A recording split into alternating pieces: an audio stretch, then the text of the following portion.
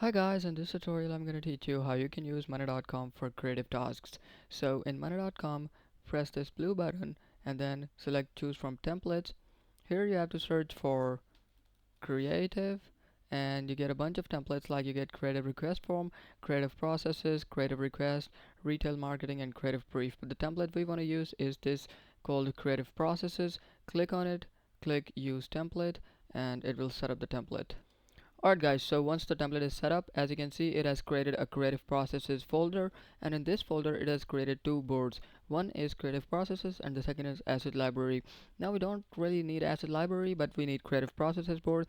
Here we get a couple of groups for incoming request, in progress, completed, and here we can add all of our creative requests, like we can add our tasks, we can add our priority status, creative type, and we can add our due date, we can add creative brief, we can add time tracking, final asset, and you can add other fields if you like to.